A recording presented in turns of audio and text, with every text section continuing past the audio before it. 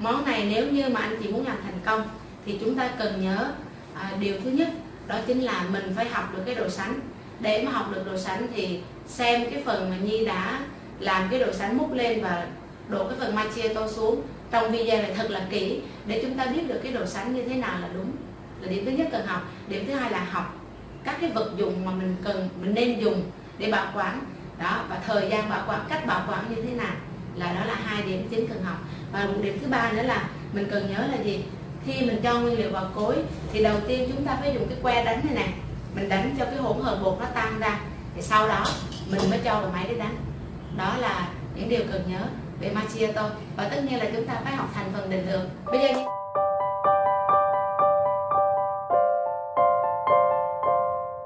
xin chào tất cả các học viên ha. Hôm nay thì chúng ta sẽ tiếp tục học cái món là macchiato. Macchiato là một cái lớp ván sữa ở trên mặt ha, và nó sẽ có cái độ béo béo mặn mặn, một ít ngọt nữa, và nó là rất là phù hợp để đi kèm với các món trà sữa. Và món này á, hiện tại ở Hồ Chí Minh thì món này đang là một trong những cái topping hot nhất hiện nay. Đây, ví dụ nhìn trên bảng thì mọi người có thể nhìn thấy nhìn trên bảng học viên mình có thể nhìn thấy là chúng ta thấy cái lớp trắng ở trên này này thì được gọi là macchiato, hay macchiato hay còn được gọi là milk foam thì cũng là nó luôn, có nghĩa là một lớp ván sữa nổi lên mặt. Thì bây giờ hôm nay khi mà chúng ta học cái món macchiato kimchi ấy, thì cái quan trọng nhất mà mình cần học là mình sẽ học được là nguyên liệu là gì nè, nó là sự kết hợp hài hòa nguyên liệu thì nó mới cho ra được một cái món macchiato béo nhưng mà không bị ngán. Điều thứ nhất. Điều thứ hai, chúng ta cần học là học độ sánh, cho nên cái quan trọng nhất là lớp mình sẽ cần học xem là cái độ sánh như thế nào nha. Chút xíu khi mà đánh xong thì Nhi sẽ múc cho mình thấy được cái độ sánh của cái món này. Bây giờ chúng ta sẽ bắt đầu học nha. Phần đầu tiên là mình cần có là nguyên liệu. Thứ nhất là chúng ta sẽ có nguyên liệu sữa tươi nè. Sữa tươi lưu ý là luôn luôn là dùng sữa tươi không đường nha. Mình có thể dùng sữa tươi của Vinamilk hoặc là sữa tươi của Đà Lạt Milk cũng được, nhưng mà mình sẽ dùng là không đường nha. Ở đây chúng ta có 80ml sữa tươi không đường. Tiếp theo là chúng ta sẽ sử dụng topping bay nha. Topping bay thì chúng ta sẽ dùng 80ml luôn. Tiếp theo là kem béo thực vật Crisp nha, chúng ta sẽ dùng 200ml. Tiếp theo là bột Rappi. Bột Rappi này là bột mà có công dụng để làm chậm cái quá trình mà tách nước. Chính vì vậy nó sẽ giúp cho cái món milk foam macchiato của mình nó nằm lên trên và nó đặc sánh lâu hơn. Thì đó là công dụng của Rappi. Đối với cái món này công thức thì chúng ta sẽ dùng là 20ml. Tiếp theo chúng ta sẽ có cái muối biển tàu mặn thì vani. Thì trong cái món macchiato nó sẽ có cái mùi thơm vani và có độ mặn. Thì độ mặn chính nó đến từ cái phần muối này nha. Thì đối với công thức này chúng ta sẽ dùng 30ml muối vani. Tiếp theo nữa là mình sẽ có phần bột béo ha. Mình sẽ có bột béo để có được cái độ béo cho món này. Thì bột béo chúng ta sẽ dùng 60ml. Đấy, đó là tất cả những cái vật dụng chúng ta cần. Ngoài những cái nguyên liệu cần, chúng ta có các cái chúng ta cần phải có các cái dụng cụ thì mình mới làm được món này. Dụng cụ không thể theo đó là máy đánh kem, Everbest nha. Tiếp theo là chúng ta cần một cái que đánh trứng. Cái tiếp theo chúng ta cần nữa là bộ muỗng nha. Đây, chúng ta sẽ cần cái bộ muỗng này để đông cho chính xác. Như mọi người có nghe Nhi đọc với phần bột này, như đều đọc bằng milk, thì nếu mà đọc bằng milk thì chúng ta sẽ dùng cái bộ muỗng này để đông nha, chứ mình không dùng muỗng ga. Đây, chúng ta sẽ cho này sữa tươi này, không đường này, 80ml nè. Tiếp theo là topping bay này, 80ml nha. Tiếp theo chúng ta sẽ cho là sữa tươi, xin lỗi Rich nha, 200ml.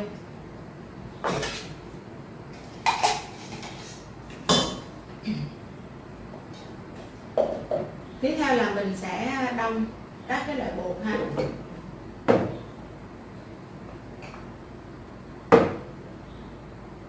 Rồi mình sẽ lấy bột Rappi nha. Bột Rappi 20ml. Đây, chúng ta có cái bộ muỗng này. Cái muỗng lớn nhất là 15ml nha. Đó, cho nên là muỗng lớn nhất là 15ml. Thành ra bây giờ mình sẽ đông là 15 thêm 5 nữa là chúng ta được 20. Tiếp theo là muối vani. Muối vani là 30ml nha, muỗng này là 15 này ha. Muỗng này của chúng ta là 15. Cho nên là bây giờ chúng ta sẽ đong 2 lần là 30ml.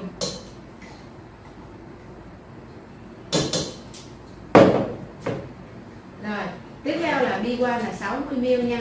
60ml thì nó sẽ là 4 cái muỗng 15 này nha.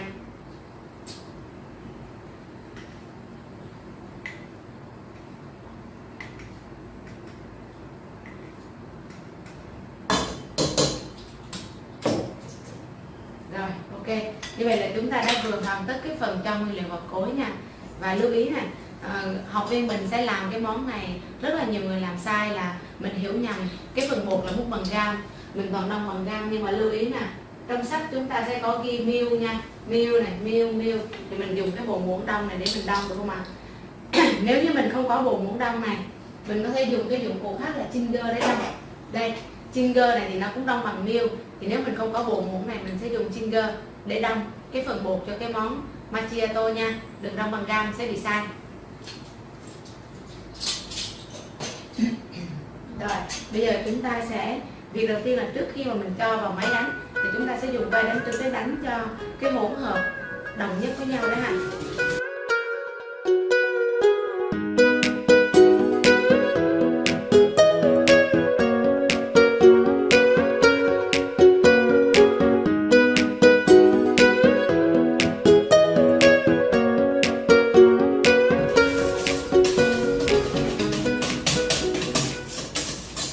Đây, chúng ta sẽ đánh nha, cho đến khi mà nó được đồng nhất như thế này nè, không còn bột nữa thì mình mới cho vào máy đánh nha.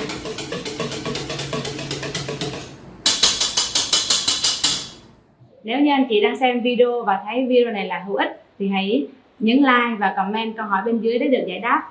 Đừng quên đăng ký kênh YouTube và nhấn chuông thông báo để được học mỗi tuần một công thức tự nhiên nha. Bây giờ chúng ta sẽ cho vào máy đánh từ 3 tới 5 phút ha. Và lưu ý ở món này là chúng ta sẽ không học cái thời gian đánh, tại vì khi mà mình đánh 3 đến 5 phút là lúc đó Nhi đang dùng cái máy này với công suất của mấy em ở bếp. Còn nếu như anh chị ở nhà, có thể anh chị sẽ mua những cái dòng máy khác có công suất nhỏ hơn, hoặc là mình mua những cái máy như là máy Philips cầm tay để đánh, thì như vậy á, thì thời gian đánh mình phải tăng lên. Cho nên ở đây á, chúng ta học đồ sánh. Và một cái kiến thức của macchiato mà chúng ta cần nhớ đó chính là khi mà mình càng đánh càng nhiều á thì cái phần kem này nè nó lại càng đặc. Cho nên chính vì vậy nếu mà mình muốn lỏng thì mình đánh thời gian ít hơn, còn muốn đặc thì tăng thời gian đánh lên. Đó là kiến thức mình cần nhớ. Và chỉ cần biết kiến thức đó thôi, cộng với cái việc là mình biết được cái độ sánh của macchiato như thế nào được gọi là đúng á, thì từ đó là chúng ta sẽ điều chỉnh cái thời gian đánh cho hợp lý theo từng loại máy khác nhau nha. Còn riêng đối với máy này thì Nhi sẽ đánh khoảng từ 3 cho tới 5 phút. Bây giờ mình sẽ bật máy và đánh ở mức độ số 3 nha. Nếu mà ai cũng dùng máy này luôn, đây thì chúng ta có cái bảng điều khiển ở đây. Từ 1 đến 6 mình sẽ đánh ở mức độ số 3 nha. Và cài đặt giờ là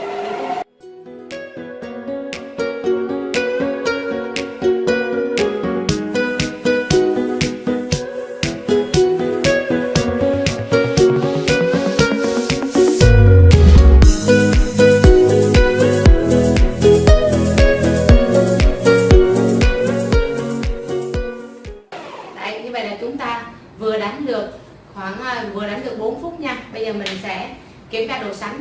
Thì cái món này để mà ăn vào là lúc nào chúng ta cũng đánh khoảng 3 đến 4 phút thôi.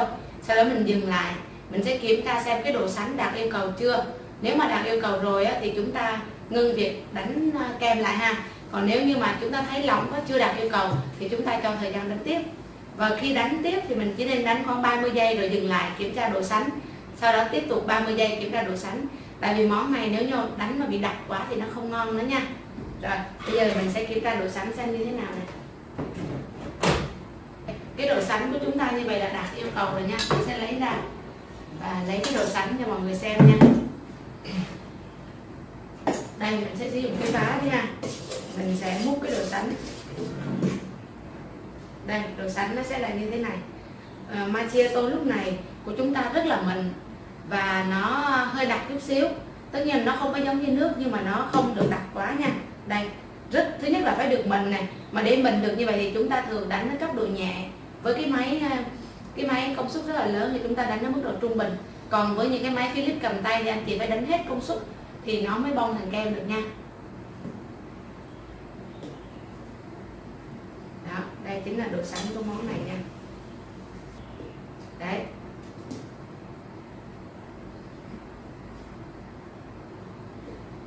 Đó, nó sẽ chảy xuống nha. Khi mình múc lên, mình đổ xuống thì nó sẽ chảy xuống, nhưng mà chảy từ từ thôi. Đó là độ sánh đạt yêu cầu nha, không nên được đánh đặc quá. Đánh lỏng quá thì không ngon, mà đánh đặc quá thì cũng không ngon luôn. Đánh lỏng quá thì mình uống sẽ rất ngán, bởi vì là cái lượng sữa nó nhiều quá. Tại còn khi mình đánh bong lên được như vậy này thì nó sẽ ra được nhiều ly và mình sẽ là uống bớt ngán. Và khi mà mình đánh đặc quá thì tiếp tục nó sẽ bị cô đặc quá đó, thì cái lượng kem và sữa nó nhiều quá trong một phần, nên thành ra chúng ta chỉ đánh cái độ sánh vừa như thế này thôi. Đó. Rồi bây giờ Nhi sẽ nói về cách bảo quản nha. Đối với cái món macchiato kimchi thì chúng ta bảo quản trong ngăn mát, và nếu mình bảo quản 4 năm ngày thì nó vẫn sẽ không hư. Tuy nhiên nếu như mà muốn ngon nhất thì chúng ta nên đánh và dùng trong ngày là ngon nhất nha. Tại vì khi mình để mát lâu á, cái phần macchiato của mình á nó sẽ đặc lại, nó sẽ đông lại dần dần và nó không còn mịn và xốp như bây giờ nữa. Thành ra là macchiato thì chúng ta nên dùng trong ngày. Tại vì thời gian đánh chỉ có 5 phút thôi, nên thành ra là anh chị cứ đánh và sử dụng trong ngày sẽ là tốt nhất, được không ạ? Rồi, đó là về bảo quản ngăn mát. Thứ hai đó là vật dụng để bảo quản. Vật dụng bảo quản thì chúng ta sẽ dùng những cái đồ vật nhựa như thế này để bảo quản. Và đặc biệt phải có nắp kính nha. Mình đổ macchiato vào trong này, đầy nắp kính nha. Và mình sẽ dùng thêm một cái màng co để bọc lại nữa.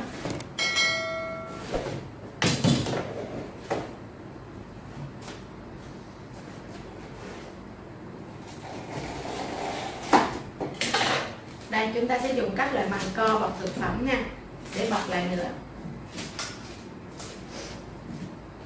Thế này. Đấy. Để đảm bảo là macchiato của chúng ta được kín gió, không bị hở gió, thì như vậy á, là sẽ được bảo quản được lâu, nó sẽ lâu bị đông hơn. Còn nếu mà mình để nó hở gió thì nó rất là nhanh bị đông. Đây là cách bảo quản 1 nha. Cách bảo quản thứ hai là chúng ta dùng những cái chai như thế này. Mình cho macchiato vào đây. Sau đó mình cho vào ngăn mát luôn. Mình cho macchiato vào nha.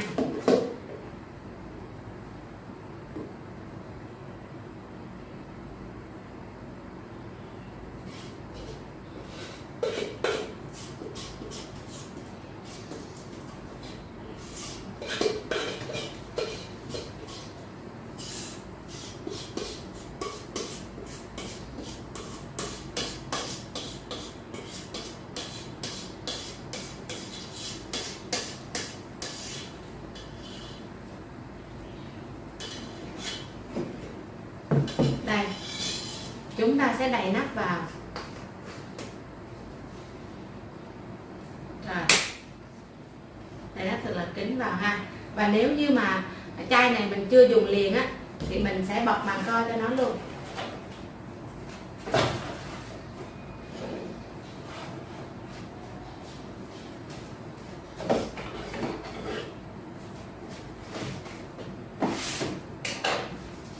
Đây, nếu chai này mình chưa dùng liền thì mình cũng sẽ bọc màng co cho nó.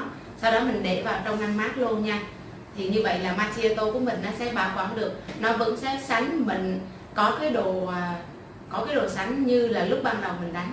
Còn nếu như anh chị bảo quản sai cách, tức là mình dùng những cái vật dụng bằng inox này, rồi mình không có đậy nắp kín cho nó này, mình để vào ngăn mát này, thì macchiato của mình rất là nhanh bị đông và lúc đó sẽ không còn ngon nữa. Vậy thì món này nếu như mà anh chị muốn làm thành công thì chúng ta cần nhớ điều thứ nhất, đó chính là mình phải học được cái độ sánh. Để mà học được độ sánh thì xem cái phần mà Nhi đã làm cái độ sánh múc lên và đổ cái phần macchiato xuống trong video này thật là kỹ, để chúng ta biết được cái độ sánh như thế nào là đúng, là điểm thứ nhất cần học. Điểm thứ hai là học các cái vật dụng mà mình nên dùng để bảo quản đó, và thời gian bảo quản, cách bảo quản như thế nào, đó là 2 điểm chính cần học. Và một điểm thứ ba nữa là mình cần nhớ là gì? Khi mình cho nguyên liệu vào cối thì đầu tiên chúng ta phải dùng cái que đánh này nè, mình đánh cho cái hỗn hợp bột nó tan ra, thì sau đó mình mới cho vào máy để đánh. Đó là những điều cần nhớ. về macchiato, và tất nhiên là chúng ta phải học thành phần định lượng. Bây giờ Nhi sẽ nói thêm một thông tin nữa của cái món này, đó là về giá vốn của món này nha. Đây, như chúng ta có trong sách này, tổng chi phí của những cái phần mà mình vừa làm là 30k, và mình sẽ chia được từ 7 tới 8 phần. Thì như vậy giá vốn của mình dao động từ 3.700 cho tới 4.300. Đó là phần giá vốn của macchiato. Rồi, chúc mọi người thực hiện thành công nha. Hẹn gặp lại trong món kem chiên. Hello, xin chào tất cả mọi người. Nếu như anh chị đang xem video và thấy video này là hữu ích thì hãy nhấn like và comment câu hỏi bên dưới để được giải đáp. Đừng quên đăng ký kênh YouTube và nhấn chuông thông báo để được học mỗi tuần một công thức tự nhiên nha. Chúc mấy anh chị mình sẽ học được nhiều điều hữu ích, ứng dụng vào công việc hiệu quả. Cảm ơn mọi người.